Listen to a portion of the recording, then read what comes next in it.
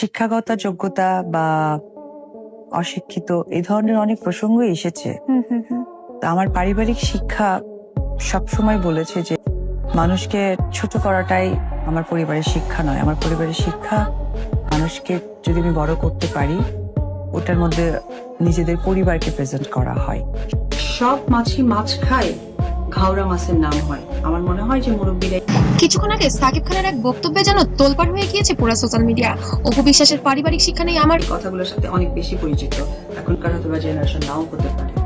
তো সেই জায়গা থেকে কাতে ভর করে নায়িকা হয়েছে বিস্ফোরক দাবি করলেন এবার ঢালিউড কিং। ওকে বলেন পেপার দেখাইতে, ওটা একটা চক্রের সাথে জড়িত। ও চাইতেছে আমি শেষ, মানে ওই চক্রটা। বাংলা চলচ্চিত্রের আবারও বিস্ফোরণ ঢালিউড কিং সাকিব খান হঠাৎ করে কেন এমন মন্তব্য করলেন যা শুনে অবাক পুরো ইন্ডাস্ট্রি এবং পুরো বাংলাদেশ। তিনি সরাসরি বললেন অপু বিশ্বাসের কোনো পারিবারিক শিক্ষা নেই। যে শাকিব খান শেষ মানে বাংলা চলচ্চিত্রই শেষ, এই জন্য তো আঘাত হানতেছে, কত টাকা পেয়ে এমন করতেছে। আর আমার কাঁধে ভর করেই সে নায়িকা হয়েছে। প্রশ্ন হলো এটা কি সত্যি নাকি নতুন কোনো বিতর্কের শুরু?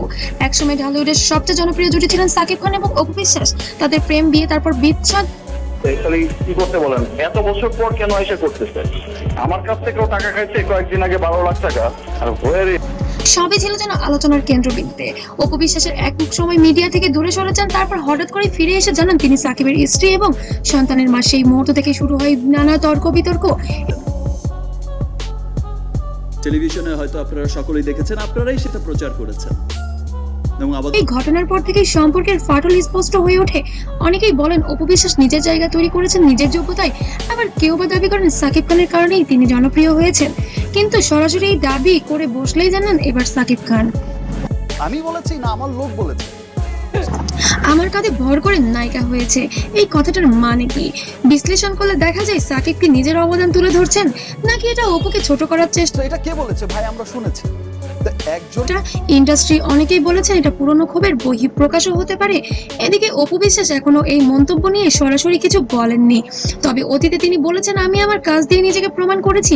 তাহলে কি এবার চুপ থাকবেন নাকি আসছে কাছ থেকে দুজন এই বিষয়টা কিন্তু ছড়ানো বড় কোনো পাল্টা জবাব? সেই জন্যই কি এবার মাঠ ঠান্ডা হয়ে আছে? সোশ্যাল মিডিয়ায় চলছে তুমুল ঝড়। সাকিব ঠিক বলেছে, অপুকে অপমান করা হয়েছে, এটা পুরোটাই পাবলিসিটি স্ট্যান্ড। ভক্তরা এখন যেন দুই ভাগে বিভক্ত হয়ে এই ধরনের মন্তব্য করে যেন ব্যাকুল হয়ে আছে। কিন্তু এখানেই যেন শেষ নয়। ঘনিষ্ঠ একটি সূত্র জানিয়েছেন খুব শীঘ্রই এই বিতর্ক নিয়ে মুখ খুলতে পারেন। বলবো সেটা ছেলে অথবা মেয়ে হোক, নিজের কনফিডেন্সটা ইম্পর্টেন্ট। অপু বিশ্বাস উনি নাকি এবার একটি টিভি প্রোগ্রামে এসে লাইভে জানাবেন সাকিব খান কেন্দ্রিক নানা তর্ক বিতর্ক নিয়ে সব প্রশ্নের উত্তর। তবে কি এবার হাটে হাড়ি ভাঙবেন ঢালিউড কুইন? তবে কি সাকিব খানের ইমেজ কি এবার ধরে থাকবে নাকি সবই শেষ হয়ে যাবে? যদি সেটাই হয় তাহলে আবারও কেঁপে উঠবে পুরো ইন্ডাস্ট্রি। আপনি কি কাজ করছেন, আপনি কতদূর কাজ করতে পারবেন এবং আপনার কাজটা মানুষ কিভাবে দেখছে। এক সময় যারা ছিলেন ভালোবাসার প্রতীক আজ তারা বিতর্কের কেন্দ্রবিন্দু। ভালোবাসা, সম্পর্ক আর অহংকার সব মিলিয়ে যেন এক অসমাপ্ত গল্প। তোমার কি মনে হয় সাকিব ঠিক বলছেন নাকি অপুকে অপমান করা হয়েছে নাকি এটা ঠিকই বলেছেন? তো ওই জায়গা থেকে নেগেটিভিটি যদি আমাকে টাচ করতে পারতো তাহলে তো আমি এগিয়ে যেতে পারবো না, কারণ নেগেটিভ। কমেন্টে জানাও, আর ভিডিওটি ভালো লাগলে অবশ্যই লাইক, কমেন্ট, শেয়ার করতে ভুলবে না। আর সাকিব খান অপু বিশ্বাসের জীবনে কি ঘটতে চলেছে সবকিছুই জানতে অবশ্যই সাবস্ক্রাইব করে পাশে থাকবে। নতুন আপডেট পেতে হলে আর পেজ থেকে দেখলে অবশ্যই ফলো দেবে। ততক্ষণ সাথেই থাকবে। সবাইকে অসংখ্য ধন্যবাদ।